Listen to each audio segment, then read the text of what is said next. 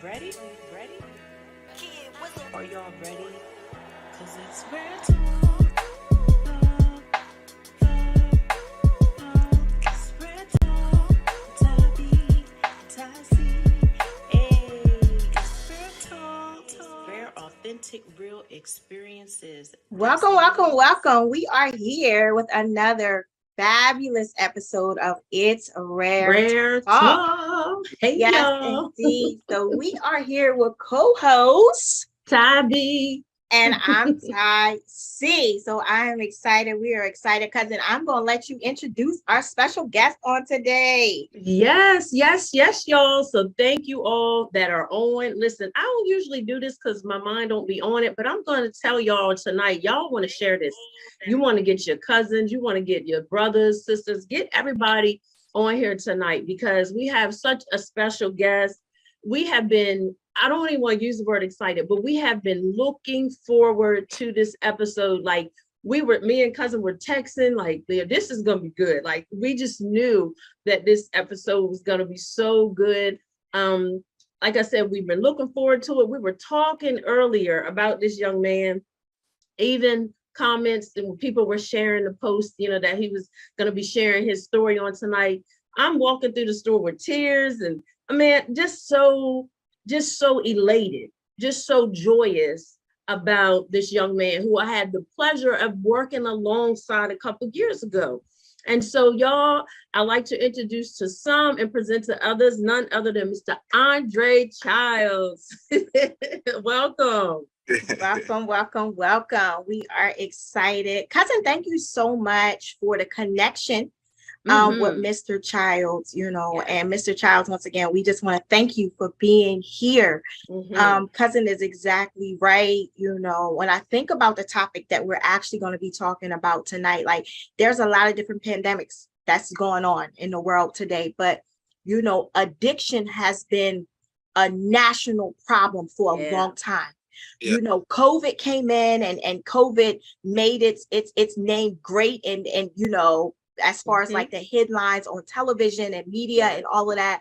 But addiction has been, listen here, an issue for a long, long time. It has affected so many different families in so many different ways. And so just to know that Mr. Childs, you have celebrated 5 years in recovery melts my heart. And I have to be perfectly honest with you. This subject area right here is very dear to me. And it's very dear to me, not that I have actually experienced it personally, but coming from a job of 7.5 years of working with individuals who have been battling this for years.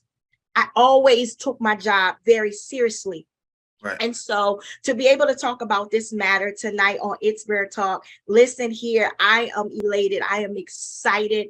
I am excited to hear your story. I love what God is doing in your life right now, right? And so, cousin, I know that, you have this thing where you talk about, we see a person's now, right? But every now has a then. And so Mr. Childs is here with us today to take us back to his then. And so I'm excited for his transparency. I'm excited for the support that he has had along the way. Andre, that's absolutely amazing. But once again, I'm excited that he made it out, cousin. And I'm glad that you two have an awesome connection. Yes. And once again, just excited to have him on the show. Yes. So welcome, Mr. Childs. Thank you. So we're going to ask that you would take us back to wherever, if you want to do the childhood or teens. Tell us how you were as a kid, if you were quiet, rambunctious, whatever. Give us a little background. Yeah, as a child, I very athletic, played sports, basketball, football, ran track, and wasn't quiet. I definitely talked a lot. But like I was thinking about it, back from 8 to 14, I was like my life was very good, playing sports, getting good grades, going to school, just doing everything I was supposed to do. And I felt like when I got to, even through high school, you know, 9th, 10th grade, 11th grade, I was real little. So like I just kind of stayed to myself a lot. Yeah. Played sports, stayed to myself because my sister, you know, she graduated in 2004, went to Hampton University, was always making honor roll, dean's list. Like, so I felt like, man, I have to stay on top of myself because like, you know, she out here like doing her thing, and things didn't end up that way. And sometimes I sit back and I ask myself, you know, maybe I didn't feel like I was good enough. You know what I'm saying? And that's maybe what transpired to send me in the wrong direction. So, you know, my childhood as a young child, everything was fine. My teenage years is when things started to take a turn.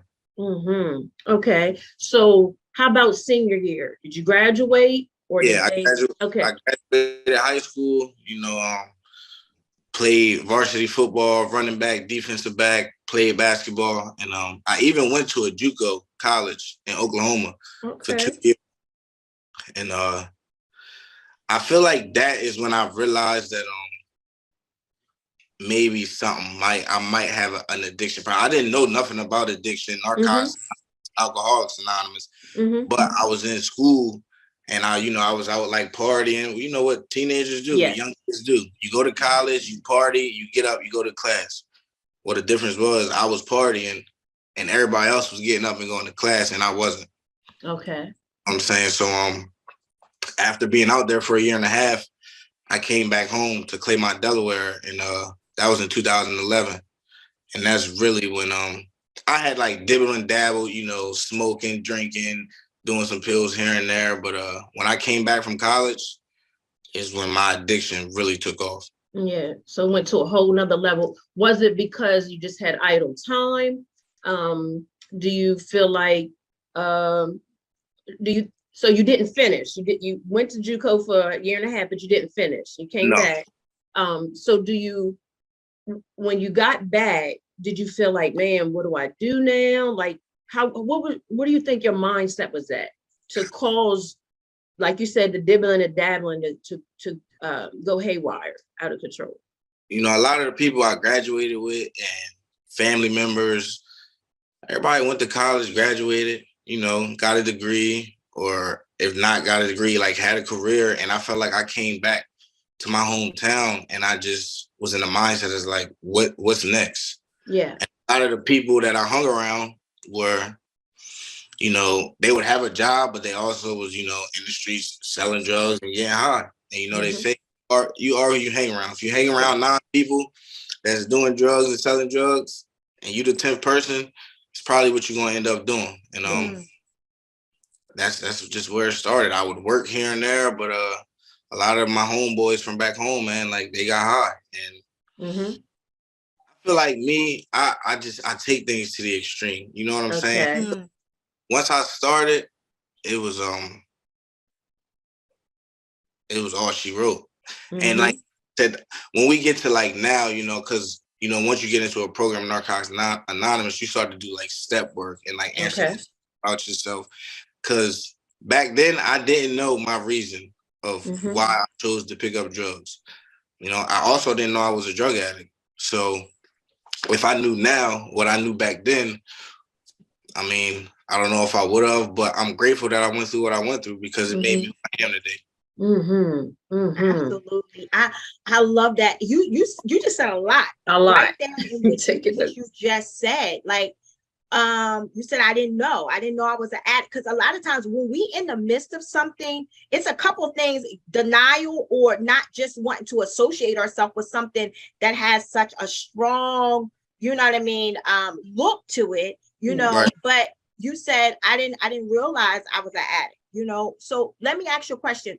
If you don't mind sharing, what was your gateway drug? What was that first drug that led? Because you said, listen, I take things to the extreme, right?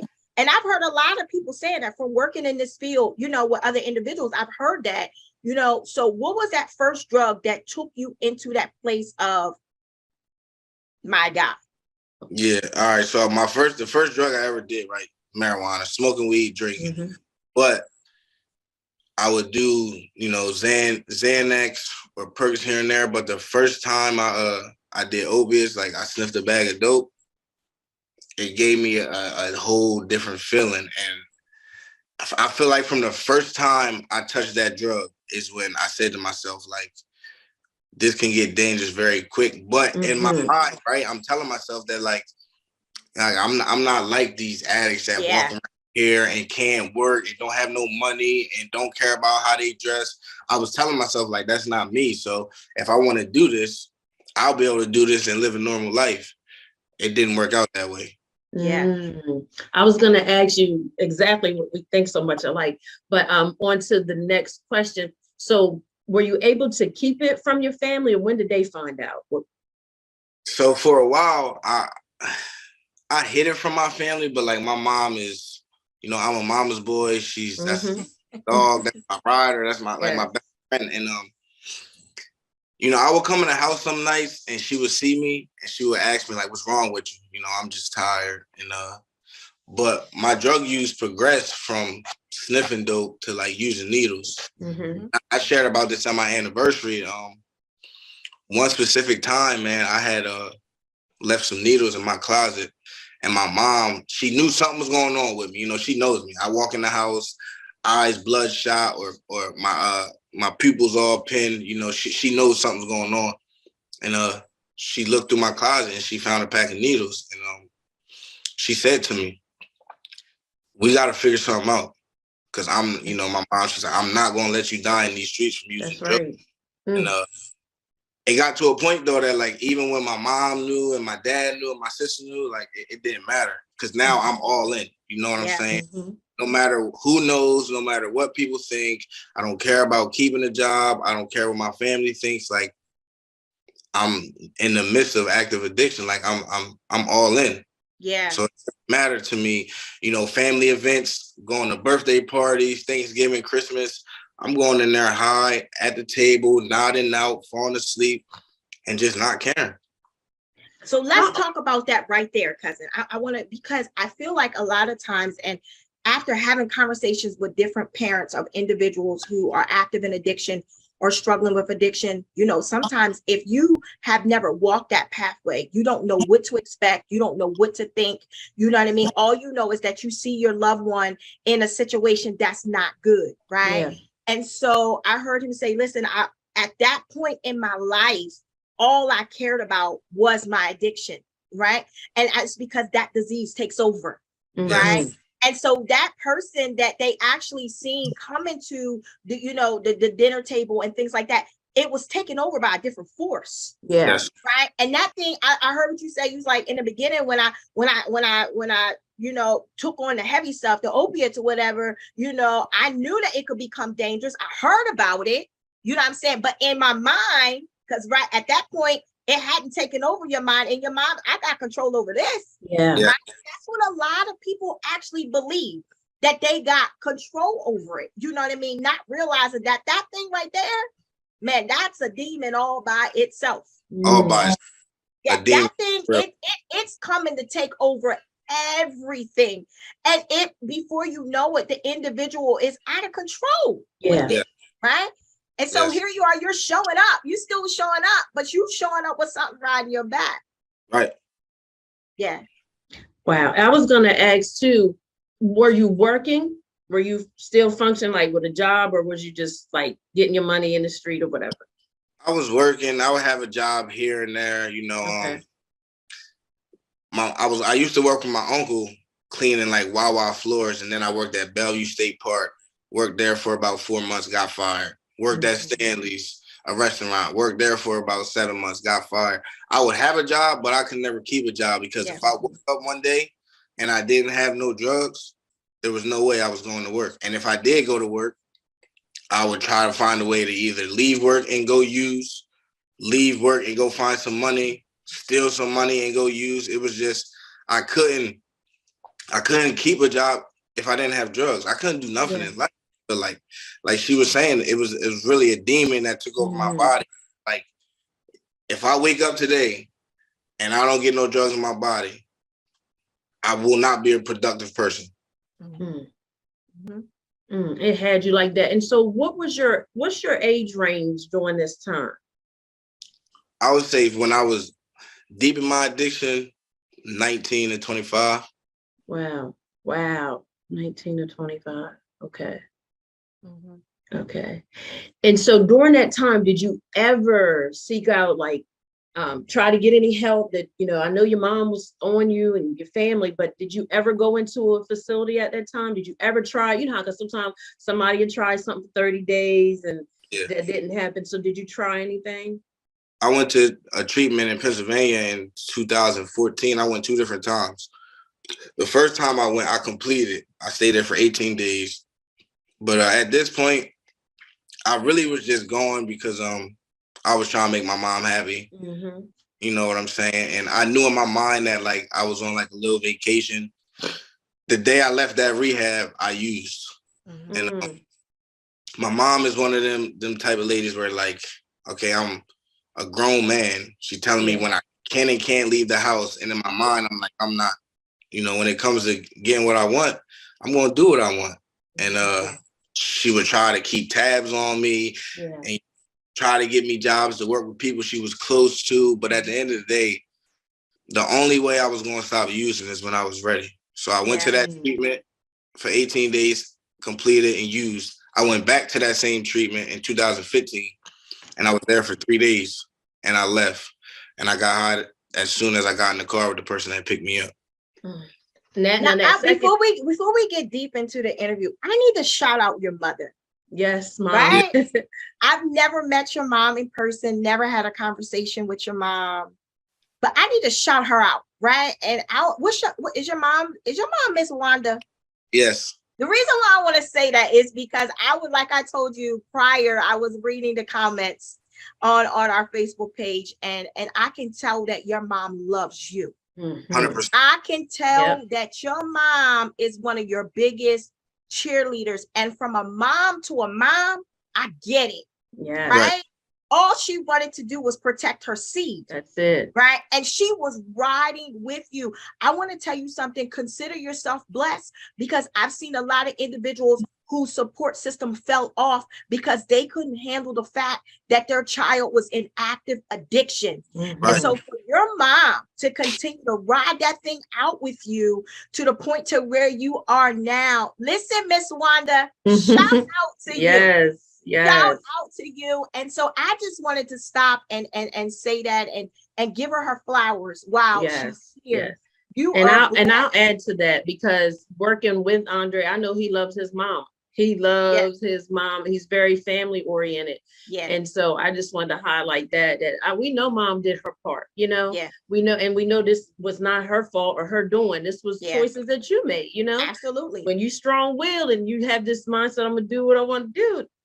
That's, what I'm saying? Because even us, I guess we could call ourselves mama bears, because our kids are grown. My youngest is 16, but I'm still like that. Andre, me and Tonette, our boys they're knocking on 30, but we still like, where you, you know what I mean? Where you at? Because it's a different world, you know what I mean? Yeah. And I commend your mom for that. I'm not losing my son, because that's our mindsets with our boys, you know what I mean? So yeah, that's a lot with that. Yes. A lot with that. But I like what he said, cousin, not to cut you off. No, he said, first of all, he respected his mom enough to try to go, for the simple fact because he knew that would please her. Yeah. But to all of our viewers and individuals who are active in addiction right now, because cousin, we here to throw a line of hope. Oh yeah. Right, Andre, that you are part of the line of hope for individuals who still are part of your then. See, you've crossed over, but it's still some individuals that's still fighting in that place that we're talking about where you used to be. And so what you are doing now is you are physical hope for people to show that I've been there, done that, understand it all, right? But I also know that there is a way out, right? And so, cousin, I like when he said, I went there, because I knew it would make my mom happy, but I didn't go there because I wanted to go. That's right. Right. That's right. So we know that makes a difference in the treatment. That makes a difference in the recovery process. If that's not from your heart, right? If that's not something that you want to do personally, listen here, it doesn't give you that result that you're looking for. Not at all. Not at all. So we want to move forward. We want you to get us to your lowest, like that. I couldn't believe I got here. What was your lowest? I would say I went to Warwick in 2015. So in 2015 was when I'm talking about walking around. I haven't had a haircut for like 7 or 8 months. Track marks all on my arms, on my leg. I'm probably weighing in at like 105 pounds. And at a point in my life where like I didn't want to work, I'm 24, ready to turn 25.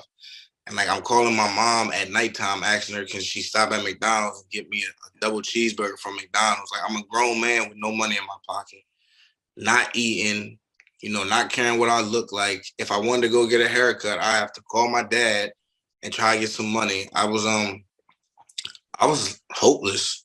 Like I'm talking about down bad, man. And at that time and point, like I didn't really have no hope. Like if I'm being honest, it was times when like I would stick a needle in my arm and like I would hope, maybe maybe this will be it, because I'm tired of suffering and I don't know how to get clean. I went to treatment, that didn't work, and I was okay at 24 years old. That like, man, I'll probably die before I'm 25 as a drug addict, and I'm all right with that.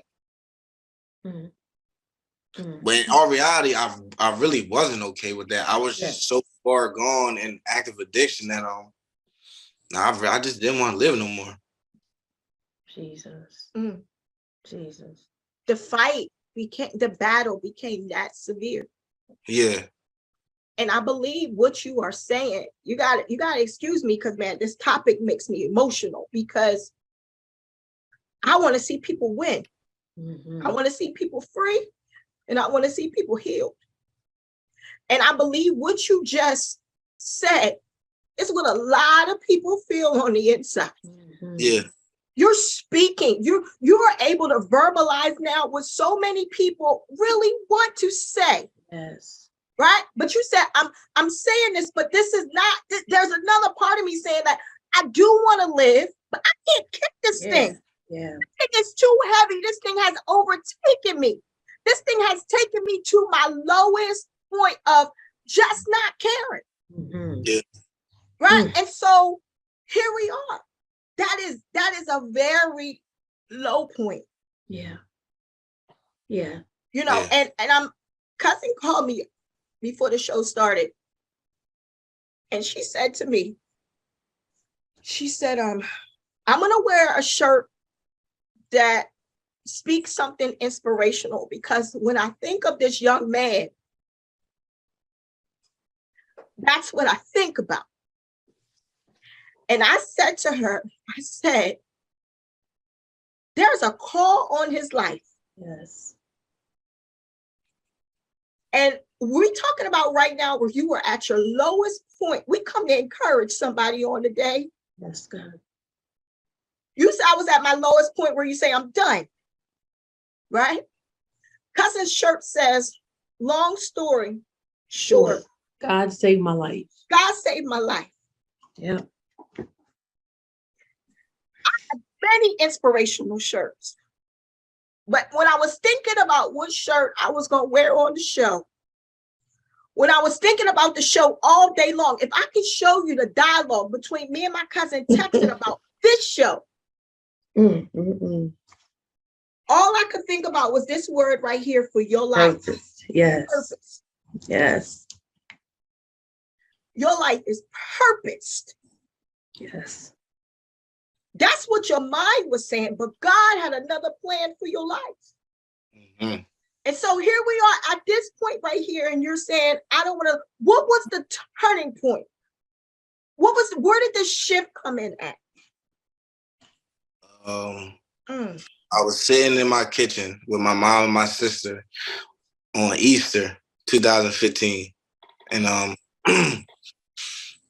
we had Easter dinner, just me, my mom, my sister, and my nephew. And I remember, man, my sister sitting at the table, like she's also one. You know, my mom, my whole family supports me very. But this particular moment, it was me, my mom, and my sister sitting in my mom's kitchen, and I just remember like my sister just crying and asking me like, "Why can't you stop?" She's like, "I don't understand. Why do you have to live like this? Like, why can't you do something different? You've been to treatment, it hasn't worked. We try to come up with these ideas, like nothing's working. Like, I don't want to lose you. I don't want you to die in the streets, but like, why can't you stop?" And at that point, I didn't think she really understood how deep this active addiction was for me. But I just remember seeing my mom and my sister's face, man, in 2015, and I said to myself, I gotta give myself a chance.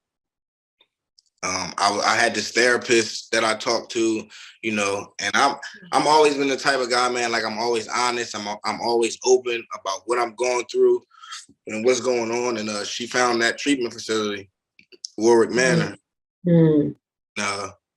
I can honestly say, even when I went there, right, when I left there, I didn't stay clean right away, but I didn't go back home.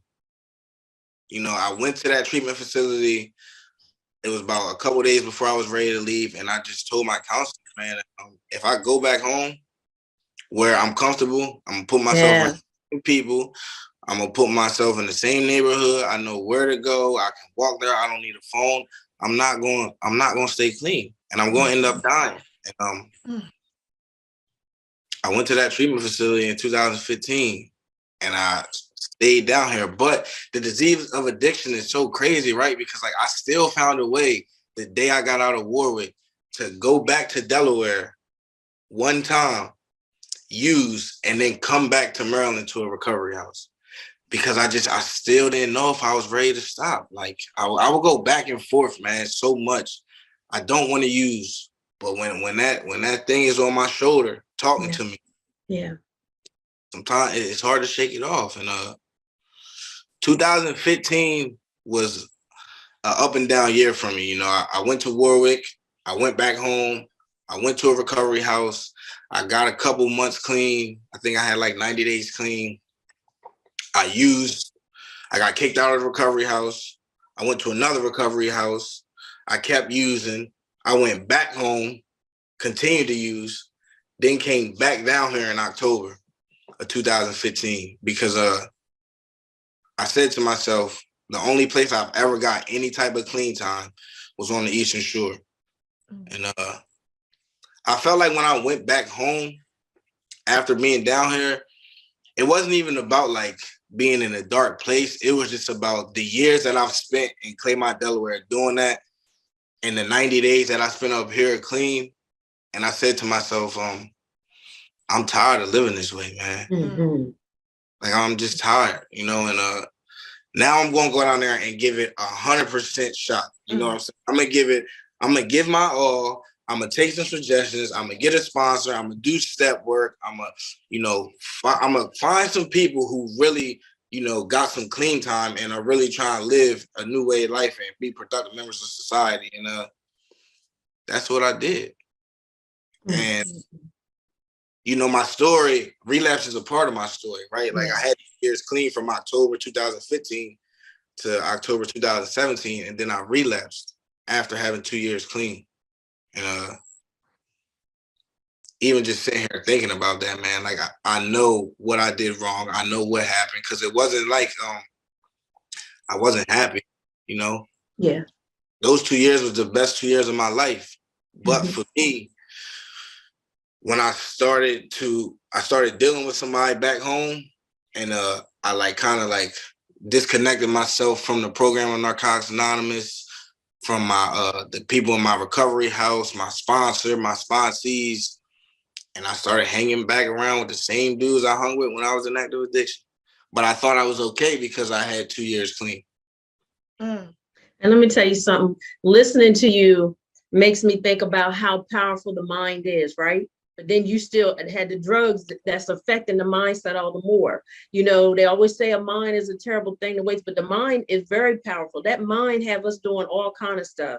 But I commend you sharing that part, because a lot of times you know, we can miss detail, and you just shared some detail right there. And like cousin said, we just appreciate your transparency so much. And we definitely believe that you're helping some people. I want to share something with you that I realized about the word recovery, because we hear it, but a lot of times people just think what people have their own, you know, definition of what recovery is. But this is what I found out about recovery. It's about the get back. That's in Latin, that's what it is. It's get back. It's getting back and getting back what we lost. Now, my struggles weren't your struggles. I don't have your story, but I definitely had some things that I had to recover from. So I had to get myself back together, my mind, you know, healing, all that stuff. Everybody has a different journey, and this one just happened to be yours. But I think about how, you know, you persevered, you know, even when you didn't know what that was going to look like, you know, and you could have just quit and gave in. But, and as cousin said earlier, God had a plan. Even when you thought that needle, one of them last needles was going to be it, God said, not so. See, when he has a plan, it doesn't even matter what the enemy does. It won't work. It'll form. It might even manifest, but it doesn't mean it's when God has when you're sealed, like when you're chosen for such a time as this, the enemy he can only do so much. But just the fact that you kept persevering, and guess what? God knew all along that heart. He knew your mind was doing its own thing, but he knew deep down you really didn't want to die. Like you thought you did, but inside you really didn't want to go out like that. Nah, you didn't want to go out like that. And so I'm just so grateful to God that I was able to, you know, work alongside you. So we're gonna move into, you know. Hold on 1 second, cousin. I just want to share one. I listened because words mattered. Yes. I listened to him say, I went to rehab because of my mom. Mm-hmm. And then I got to a low place. And then I heard my mom and my sister. I heard. Then I heard him say he got to talk with himself. Yes. Mm-hmm. I'm tired of this. Yes. Mm-hmm. For all those that are watching and viewing and want out, you got to have a conversation with yourself and mean it. I heard him say, I want out. Mm-hmm. And then he started to seek out places of his. See, once you have that mindset, once he was ready to shift, didn't say the opposition wasn't going to come, right? But he was ready to shift. And then I heard him say he went, and then he realized he couldn't go back. To the same. He was able to identify some triggers, yes. some red flags. I can't go back home. If that place is not safe for me. It's true that you really do have to change people. You do, places and things. Yeah. It's necessary for survival. Very. Right? He wasn't strong enough to go back to those places yet. And now he's starting to admit some things to himself. Mm-hmm. Now he's realizing he's now talking to the man who he sees in the mirror. Yeah. Right? And now we're starting to see results. Yes. Did he fall? Yeah, he fell. Mm-hmm. But he was able to say, okay, wait, I see why that happened. No longer making excuses. That's right. All right. But so he was trying to find solutions then. That's basically, it was the like mindset has shifted. That's right. You got to shift the mindset. It's important to shift the mindset. Yep. Right? Until you shift your mindset, it don't matter what nobody say. Mm-hmm. That's it. And also another thing is the shifting of the mindset allowed room for God to move. Yeah. See, I believe there's a lot of people that addiction, and Andre, you can, you know, comment on it. There's a lot of people that addiction has took out of here. Oh, yes. Yeah. A lot of individuals have died, unfortunately, from overdose. Mm-hmm. It's happened. It's true. I believe God had a plan for all of their lives. That's right. Come on now. There's a plan for everybody's life. But listen, he can't work where we don't give him room to work. Mm-hmm. When you shifted your mindset, because what you don't understand is, listen here, there was a word that was spoken over your life. Yes. And I'm assuming from reading a message, right? The mom commented and said, I'm so proud of you, son. And then there was a pastor who commented last night. I'm reading these text messages, and I'm telling you right now, Andre, my spirit was jumping. Yes. There was a pastor who then commented and said that she was proud of you. I don't know this pastor. She said that she was proud of you And she said that the Lord is going to do great things in your life. And she told your mother that she was proud of you and she hasn't seen nothing yet. Your mom came back and spoke the words that you spoke over his life. Yes. I need you to hear what I'm saying. This is why I know you have purpose.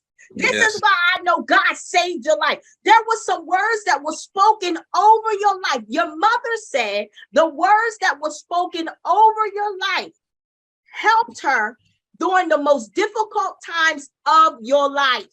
There was a word, right? And so what happened is when your mind shifted, now you have given God room to work. Yes.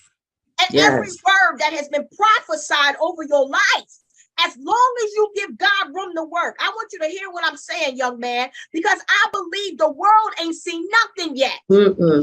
Everything that you went through, it was for your good. And that's what you're going to help somebody else. But everything that has been spoken over your life, as long as you give God room to work, he can work. You ain't seen nothing yet.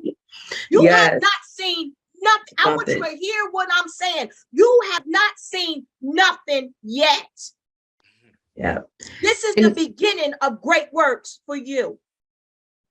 Yeah. And everybody does have a yet, but the yet is based on your yes to God. Your yes, because he doesn't force anything. Right. You know, and as cousin said, your ministry may not be behind no pulpit, but you definitely got a street ministry and on the court. That's because you sharing your testimonies, helping other people. You know what I mean? You saving folk when you open your mouth. That's why you can't be quiet.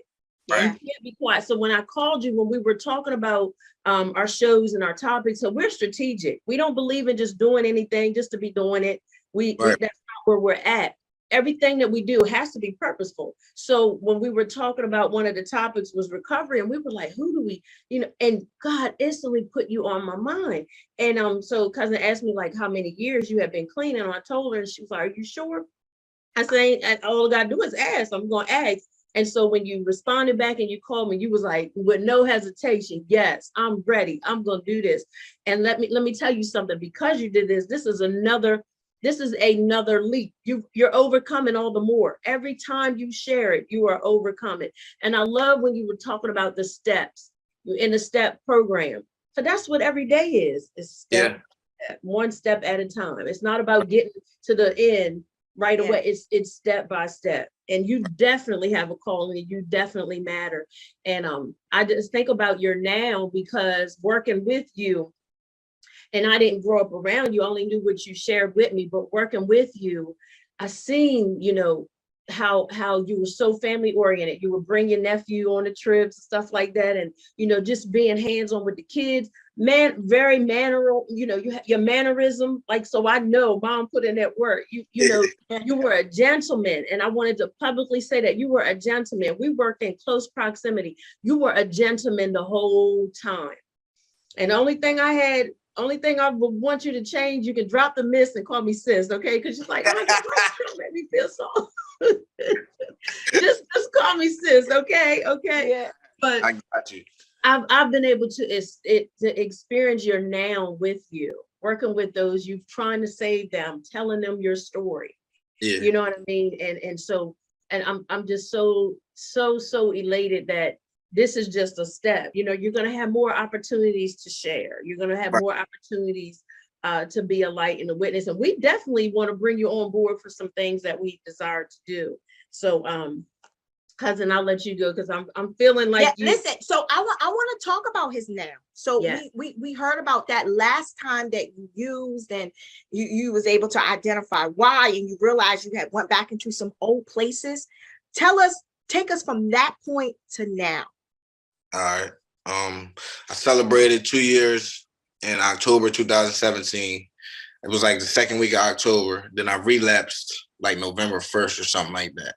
And my relapse was from November to December 6th. My last day using is December 6th. And I'll never forget it because, you know, I was going back and forth down 301, going to Delaware. And I was driving back. You know, it's like an hour, 45-minute drive. I'm driving back, no music. I had used, and I just was driving on the highway doing about 45 miles an hour, man, no music. with tears coming down my eyes, asking myself, how did I get here? I know how I got here because I know how I got the 2 years clean that I got, and I stopped doing what I was doing when I was in recovery. So I know how I got here. And I picked up the phone, I called my sponsor, and I'm like, man, listen, I'm driving back to Maryland. I need to move back in the recovery house. I give you my phone, I give you my car keys, I give you my wallet, I give you everything I got. And I mean, I don't want to do this no more. Like I'm ready to get back to being happy, you know, and loving myself again. And that's what I did. December 7th, I moved into recovery house.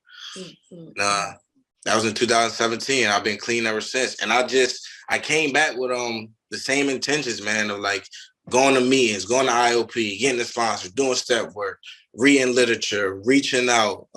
You know, I already had a network because I had some clean time before, and just taking it one day at a time, you know.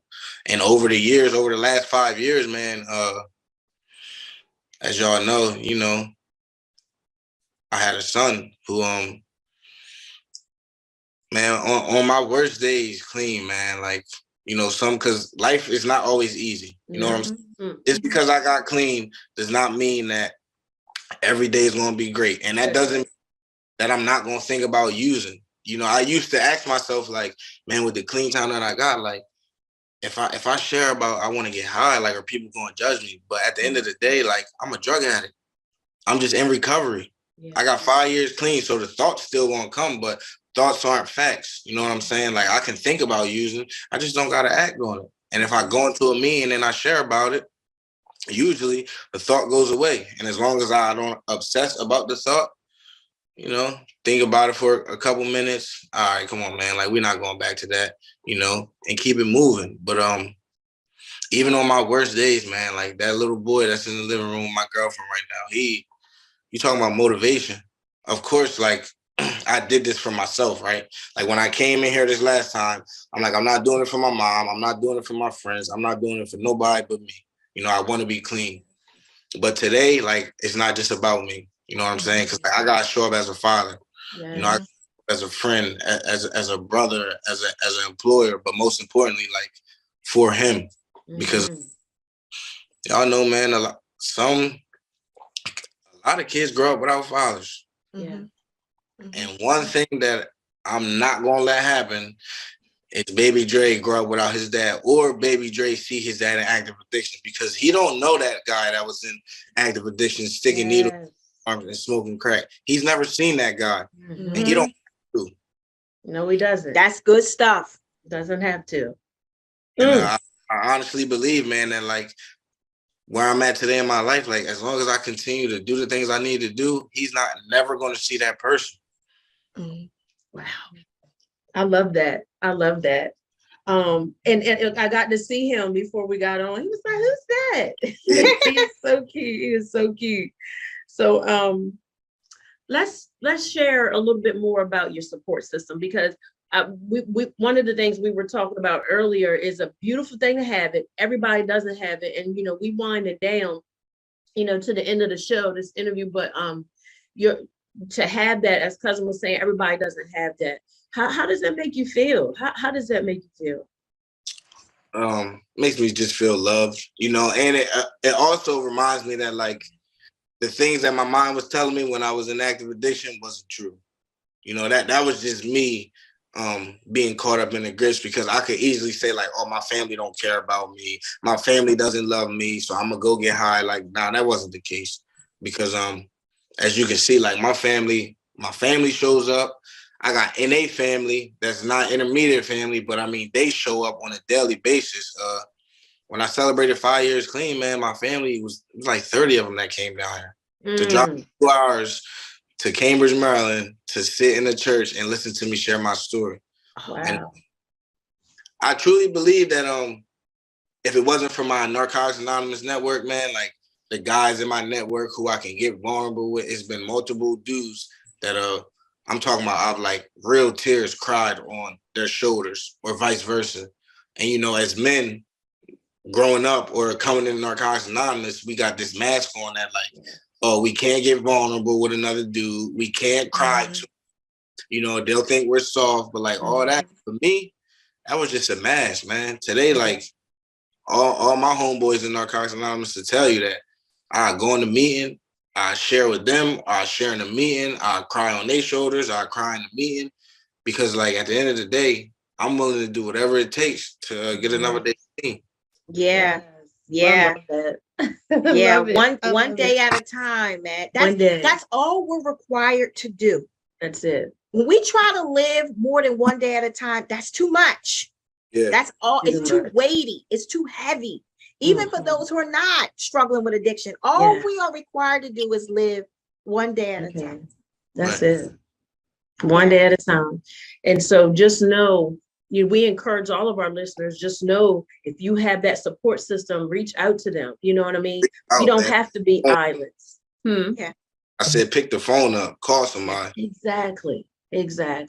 You know, a lot of times people suffer in silence by choice, or pride gets in the way. And I'm glad that you even shared about, men can cry, because when you don't shed tears, that keeps you prideful. But God is closest to those that are of a contrite spirit, a broken heart. That's what God, because that's saying, okay, I can get in. It's like breaking up that fallow ground of the heart. God can really get in. And that's all he wants. That's what he wants for all of us, just to be able to come in and love on us and show us that we have purpose. He has need of us. And so we're so, again, elated that you shared this time with us, and all those that, are on here. Anything you want to say that we didn't add, anything you want to share to any of those that are listening right now, or may come back and see this later? Anything you want to say, you have that liberty to do so. Just want to let everybody know it's possible, man. I say that because when I was in my active addiction, I didn't think I could get a day clean. And like today, I sit here with 5 years. So if I can do it, anybody can. You just gotta open up. You gotta get vulnerable. You gotta call somebody. You gotta ask for help. Because the longer you stay quiet, the worse it's gonna get. And I'm saying that with experience, because there were so many times, man, where I wanted to reach out for help, or I wanted to cry out for help, but I didn't want to be judged, or I didn't want to be called a dope fiend or a crackhead or a junkie. But at the end of the day, like, my pride was getting in the way. Because if I would have reached out earlier, thankfully, I'm glad I went through what I went through. But because like you said, there's a lot of people out here dying who didn't reach out. I don't know, I'm ready to bring my son in here real quick. Okay. I want you to bring your son in. And I want to share this with you before you go get your son. I heard you say, I'm just a drug addict in recovery. Right? That's not who you are. Yeah. I want you to hear what I'm saying. That's not who you are. That's who you used to be. Right. From this day forward, every word that you speak out of your mouth over you, speak something different. Yes. Right. You are a man of God with purpose. Right. With a story to tell, who shall live and not die. Right. And declare the works of the Lord. Now, no, speak something that's who you used to be. Right. I got a lot of stuff I used to be too. Yeah. Right. But when I speak of myself now, I speak something different. Right. And so that's what I want you to do. I'm excited for your future. I'm happy for you. Yes. I'm happy for you. I'm proud of you. Thank you. you. I know this won't be the last time that I hear your name. No. But let us see who makes you proud. Let us see. This is awesome. This was awesome. Let us see. Look, we see the smile on his face already. Let us see. Hey. Absolutely handsome. Hey, little Dre. Hey. Handsome young man. Yeah. Yeah. Listen, we see the smile. No, listen. We see the smile that he actually puts on your face. Continue to be that great father. Continue to make memories with him. Right? Remember what you said. What he don't know, he don't have to know. It's a fact. You continue to make life great for you and him. Hi, little Andre. How are you doing? Nice to meet you, sir. Nice to meet you. It's here. He be talking. Here. Hmm? Why got that in here? The light. They Why you need got the- that in here? That's Don't a you love that blessing. curiosity? I Yes, love it. that's a blessing. Go So, ahead, cousin. I'm just gonna say, so again, Andre, we appreciate you. We want you to stay motivated, stay encouraged. Remember, it's a one day at a time. And when you said something to the viewers about reaching out, anybody that's struggling, because when we hungry, a closed mouth don't get fed. So when we hungry, we're gonna open up our mouth and say something. So if we want something different, we do need to open up our mouths and just ask for help. Let's get that pride out of the way. So Right. again, thank you. We appreciate you. We want you to enjoy this holiday time. Love on your family. Tell your mom we said hello, because next year, Lord willing, when we host our live recording, we want you in the place. We want you to bring Absolutely. your family. We're Okay. gonna have some things for you, so we will give you details. But reach out if you ever need us. We appreciate you so much. Absolutely. Until next time, y'all. It's Rare Talk. Hit us up at itsraretalk@gmail.com. Follow us, share. Y'all share this. This was so good. This was so good. Until next time. I truly appreciate y'all. Absolutely. Listen here. Keep doing it, man. I got you. Keep doing it. Keep doing that. Proud of you. Until next time, it's Rare Talk, y'all, where everything is rare, authentic, real experiences. We are so grateful for the interview with Andre Childs. Until next time. That's what it is, y'all. Be blessed. All right. Ready? Are y'all ready? Cause it's Rare Talk. It's Rare Talk. Tabby, Tassie. Hey, it's Rare Talk. Rare, authentic, real experiences. That's what